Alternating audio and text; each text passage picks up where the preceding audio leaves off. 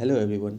इस वीडियो में हम आज जीके के कुछ महत्वपूर्ण सवालों को डिस्कस करने वाले हैं जो कि आपके एग्ज़ाम के पॉइंट ऑफ व्यू से काफ़ी महत्वपूर्ण है। इस वीडियो को पूरा ज़रूर देखें ताकि आप इस वीडियो से ज़्यादा लाभ उठा सकें। हमारा यहाँ पहला सवाल है, पृथ्वी की आयु का अनुमान किस विधि से लगाया जाता है? तो इसका सही जवाब होगा यूरेनियम डेटिंग।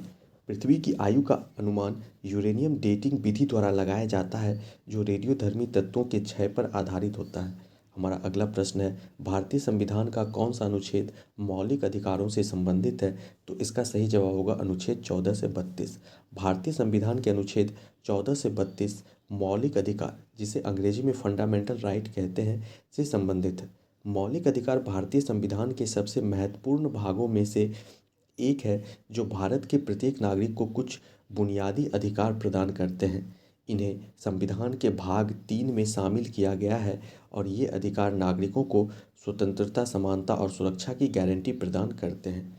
कई बार परीक्षा में ये प्रश्न पूछे जाते हैं कि मौलिक अधिकार यानी फंडामेंटल राइट को संविधान के किस भाग में रखा गया है? तो इसे भाग 3 में रखा गया है। इस बात को आप याद रखिएगा।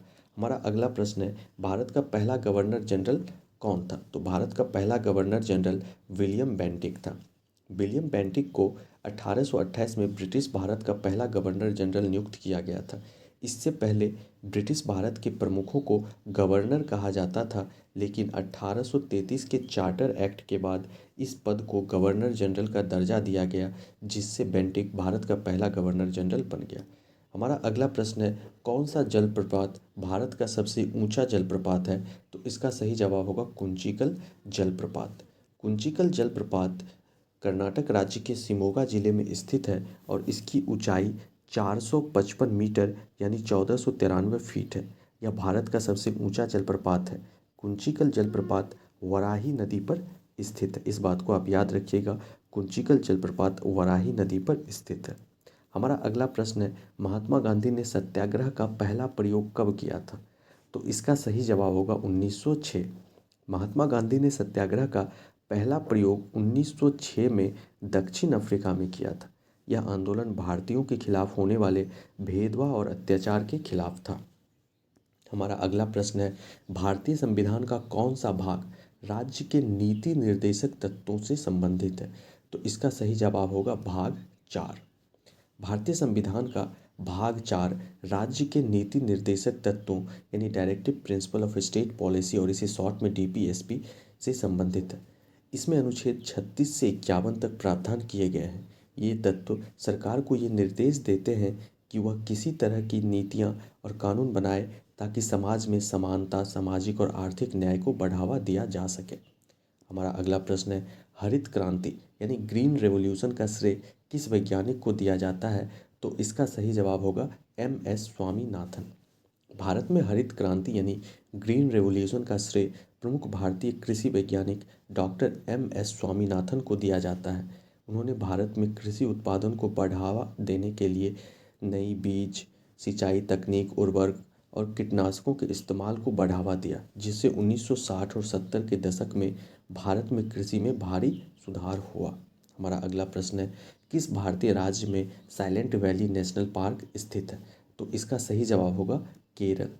Silent valley national park Kerala राज्य के पलक्कड़, इस बात को याद रखिएगा, केरल राज्य के पलक्कड़ जिले में स्थित है। यह पार्क भारत के सबसे जैव विविधता से भरपूर और संरक्षित क्षेत्रों में से एक है। साइलेंट वैली पश्चिमी घाट के अंतर्गत आने वाले एक महत्वपूर्ण इकोसिस्टम का हिस्सा है जो यूनेस्को की विश्व धरोहर स्थल यानी वर्ल्ड हेरिटेज साइट के रूप में भी मान्यता प्राप्त है। हमारा अगला प्रश्न है, संयुक्त राष्ट्र का मुख्यालय कहाँ है? तो इसका सही जवाब होगा न्यूयॉर्क। संयुक्त राष्ट्र का मुख्यालय न्यूयॉर्क संयुक्त राज्य अमेरिका में स्थित है। यह मुख्यालय मैनहट्टन के ईस्ट रिवर के किनारे पर स्थित है। इसका उद्घाटन 1952 में हुआ था और तब से यह वैश्विक शांति, सुरक्षा, मानवाधिकार और विकास के मुद्दों पर चर्चा और निर्णय लेने का प्रमुख स्थल है। हमारा अगला प्रश्न है, भारत के पहले उपराष्ट्रपति कौन थे? तो इसका सही जवाब होगा एस राधाकृष्णन। भारत के पहले उपराष्ट्रपति डॉक्टर सर्वपल्ली राधाकृष्णन थे, जिन्होंने 1952 से 1962 तक इस पद पर कार्य किया। डॉक्टर राधाकृष्णन एक महान शिक्षाविद, दार्शनिक और राजनेता थे, जिन्होंने भारतीय संस्कृति और दर्शन के महत्व को वैश्विक मंच पर प्रस्तुत किया। उनके सम्मान में 5 सितंबर को उनका जन्मदिन भारत में शिक्षक दिवस यानी टीचर्स डे के रूप में मनाया जाता है।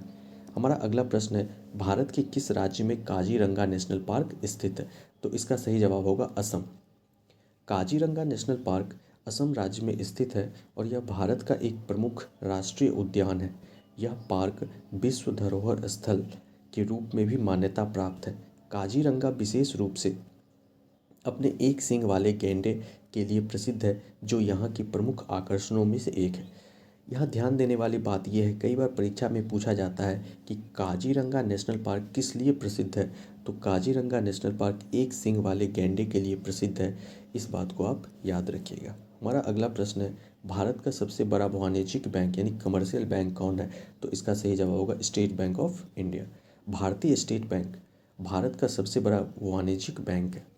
यह बैंक भारत सरकार के स्वामित्व में है और इसकी स्थापना 1 जुलाई 1955 को हुई थी। इस तारीख को आप याद रखिएगा, 1 जुलाई 1955, क्योंकि परीक्षा में कई बार पूछा जाता है कि एसबीआई का गठन कब हुआ था। तो 1 जुलाई 1955। एसबीआई का मुख्यालय मुंबई में स्थित है और यह देश भर में कई शाखाएं और एटीएम नेटवर्क रखता है। हमारा अगला प्रश्न है, लोकसभा का अध्यक्ष का निर्वाचन कौन करता है? तो इसका सही जवाब होगा लोकसभा का सदस्य। भारत की लोकसभा का अध्यक्ष, जिसे स्पीकर भी कहा जाता है, को लोकसभा के सदस्य चुनाव करते हैं। स्पीकर का चुनाव आमतौर पर लोकसभा की पहली बैठक में किया जाता है जब नई लोकसभा का गठन होता है। हमारा अगला प्रश्न है, आइंस्टीन ने किस सिद्धांत का प्रतिपादन किया? तो इसका सही जवाब होगा सापेक्षता का सिद्धांत।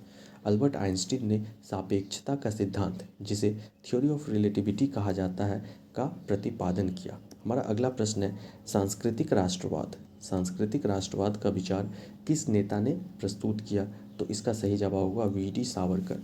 सांस्कृतिक राष्ट्रवाद का विचार वीडी सावरकर ने प्रस्तुत किया, जिन्होंने तर्क किया कि एक राष्ट्र की पहचान उसकी संस्कृति, धार्मिक और ऐतिहासिक विशेषताओं पर निर्भर करता है।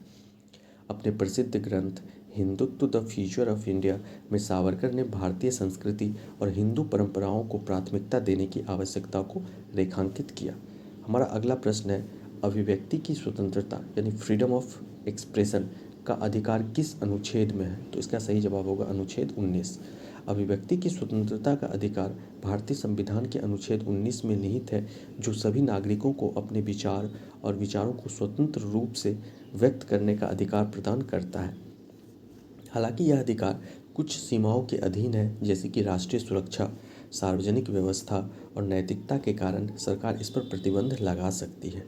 हमारा अगला प्रश्न है, भारतीय स्वतंत्रता संग्राम का पहला सशस्त्र संघर्ष कौन सा था? तो इसका सही जवाब होगा सिपाही विद्रोह। भारतीय स्वतंत्रता संग्राम का पहला सशस्त्र संघर्ष सिपाही विद्रोह था, जिसे पहली स्वतंत्रता संग्राम के रूप में भी जाना जाता है। यह विद्रोह ब्रिटिश ईस्ट इंडिया कंपनी के खिलाफ भारतीय सैनिकों द्वारा किया गया था, जो मुख्य रूप से कंपनी द्वारा लागू किए गए भेदभावपूर्ण नीतियों, धार्मिक अपमान और रेजिडेंसी के प्रवाह के खिलाफ था। विद्रोह की शुरुआत, इस तारीख को याद रखिएगा, 10 मई 1857, क्योंकि कई बार परीक्षा में पूछा जाता है कि सिपाही विद्रोह का शुरुआत कब हुआ था? तो 10 मई 1857। और कहाँ से हुआ था? तो मेरठ।